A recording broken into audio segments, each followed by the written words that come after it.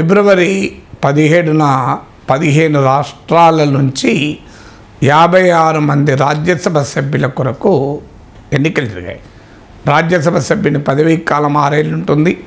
ప్రతి 2 ఏళ్ళకోసారి 1/3 రిటైర్ అవుతారు కనుక వీటిని బయన్నియల్ ఎలక్షన్స్, ద్వైవార్షిక ఎన్నికలు అంటారు.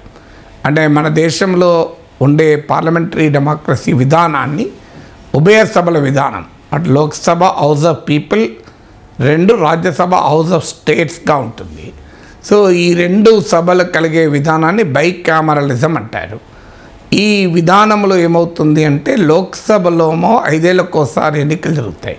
లోక్సభ సభ్యుని పదవీ కాలం 5 ఏళ్ళు, రాజ్యసభ సభ్యుని పదవీ కాలం 6 ఏళ్ళు ఉంటుంది. ఆ విధంగా 1/3 ఎవ్రీ 2 ఇయర్స్ కొత్త వాళ్ళు వస్తూ ఉంటారు. అందువల్ల లోక్సభలో ఎన్నికల తర్వాత ఒక ప్రభుత్వం అధికారంలోకి వస్తుంది, ఒక ప్రభుత్వం పోతుంది కొన్ని సందర్భాల్లో. కానీ అధికారంలోకి వచ్చిన ప్రభుత్వానికి రాజ్యసభలో మెజారిటీ ఉండదు, శాసన మండలికి కూడా ఇదే పరిస్థితి ఉంటుంది. అందుకే మీరు గమనించండి, తెలంగాణలో కాంగ్రెస్ అధికారంలోకి వచ్చింది శాసనసభ ఎన్నికల తర్వాత, కానీ శాసన మండలిలో ఇప్పటికీ బీఆర్ఎస్దే మెజారిటీ. ఆంధ్రప్రదేశ్లో వైఎస్ఆర్ కాంగ్రెస్ పార్టీ అధికారంలోకి వచ్చిన సమయంలో కూడా శాసన మండలిలో తెలుగుదేశందే మెజారిటీ. అందువల్ల రాజ్యసభలో కూడా నరేంద్ర మోడీ 2014లో బీజేపీ ఎన్డీఏ అధికారంలోకి వచ్చింది, 2019లో ఇంప్రూవ్ చేసుకుంది. కానీ ఇప్పటికీ కూడా 10 ఏళ్ళైనా రాజ్యసభలో భారతీయ జనతా పార్టీకి మెజారిటీ లేదు.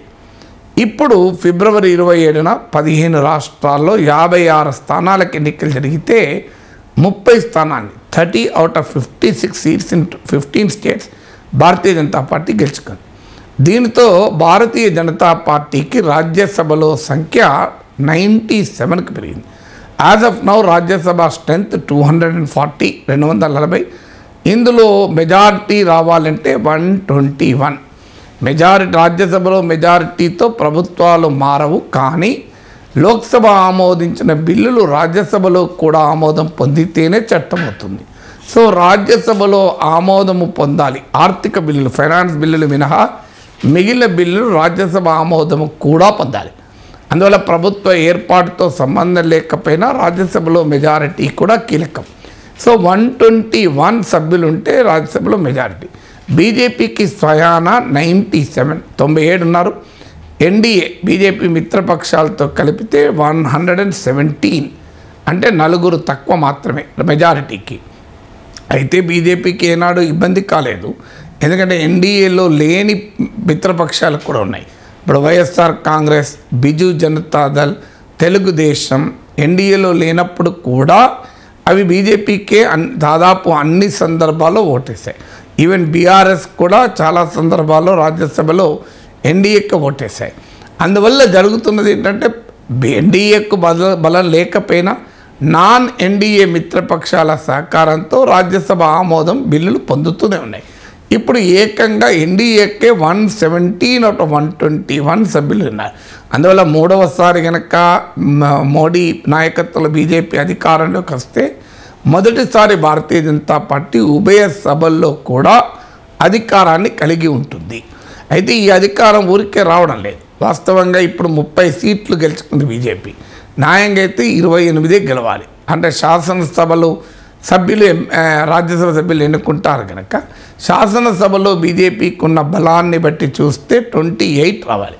కానీ 2 ఎక్కువ గెలుచుకున్నారు. ఆ ఎక్కువ గెలుచుకోవడంలో ఒకటి హిమాచల్ ప్రదేశ్లో కాంగ్రెస్ అభ్యర్థి అభిషేక్ సింగ్ మాన్వీకి, అలాగే బీజేపీ అభ్యర్థికి కూడా 34 మంది సభ్యులు ఓటేశారు. వాస్తవానికి ఇక్కడ హిమాచల్ అసెంబ్లీలో కాంగ్రెస్ బలం 40, 3 ఇండిపెండెంట్లు కూడా కాంగ్రెస్కు మద్దతు ఇస్తున్నారు. అంటే 40+3 43 రావాలి అభిషేక్ సింగ్ మాన్వీకి. కానీ 34 మాత్రం వచ్చాయి. కారణం 6 కాంగ్రెస్ ఎమ్మెల్యేలు బీజేపీకి ఓటేశారు, 3 ఇండిపెండెంట్లు కూడా బీజేపీకి ఓటేశారు. దీంతో టై అయింది. లాటరీ తీస్తే అభిషేక్ సింగ్ మాన్వీ ఓడిపోయారు. సో అందువల్ల హిమాచల్ ప్రదేశ్లో 6 ఎమ్మెల్యేల క్రాస్ ఓటింగ్ వల్ల కాంగ్రెస్ ఒక రాజ్యసభ స్థానాన్ని కోల్పోయింది. అక్కడ కాంగ్రెస్ ప్రభుత్వం కూడా ఇబ్బందుల్లో పడింది. ఈ 6 డిస్క్వాలిఫై చేశాడు స్పీకర్. తాత్కాలికంగా సంక్షోభం నుంచి బయటపడిన రాజ్యసభ ఎన్నికల సందర్భంగా హిమాచల్ ప్రదేశ్ కాంగ్రెస్లో ఉన్న అసమ్మతి ఒక్కసారి బయటపడ్డది. ఇదేం కొత్త కాదు. 2017లోనే అహ్మద్ పటేల్ను ఓడించడానికి బీజేపీ గుజరాత్లో కాంగ్రెస్ ఎమ్మెల్యేలను తన వైపు తిప్పుకుంది. అయినా అహ్మద్ పటేల్ వెంటుక వాసితో హెయిర్ లైన్ మెజారిటీతో బయటపడ్డాడు.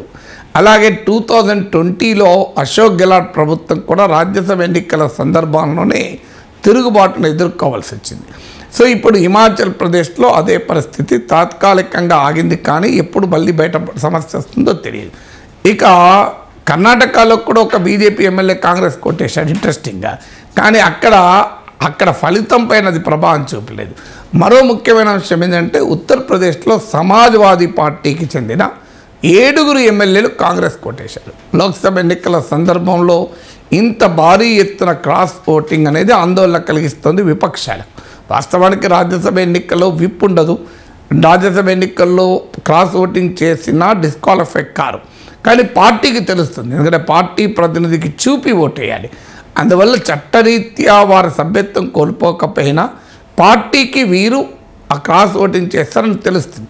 ఇప్పుడు హిమాచల్ ప్రదేశ్లో 6 ఎమ్మెల్యేల మద్దతు కాంగ్రెస్ కోల్పోయింది. ఉత్తరప్రదేశ్లో 7 ఎమ్మెల్యేల మద్దతు సమాజ్వాదీ పార్టీ కోల్పోయింది. ఫలితంగా యూపీలో కూడా బీజేపీ అదనంగా ఇంకో సీటు గెలుచుకుంది. ఇలా ఇతర పార్టీల ఎమ్మెల్యేలను తన వైపు తీసుకోవడం ద్వారా రకరకాల ఇన్ఫ్లుయెన్సెస్ నయానా భయానా బీజేపీ రాజ్యసభలో తన స్ట్రెంగ్త్ పెంచుకుంటూ వచ్చింది. అంతకు ముందు కూడా కీలక సందర్భాల్లో అధికారం కొరకు రాజ్యసభలో మెజారిటీ కొరకు రకరకాల పద్ధతులను బీజేపీ అనుసరించింది. వ్యవసాయ చట్టాలను ఆమోదం పొందించేందుకు రాజ్యసభలో ఓటింగ్ అడిగిన ప్రతిపక్షాలను సస్పెండ్ చేసి వ్యవసాయ బిల్లుల్ని ఆమోదం చేసుకున్నారు.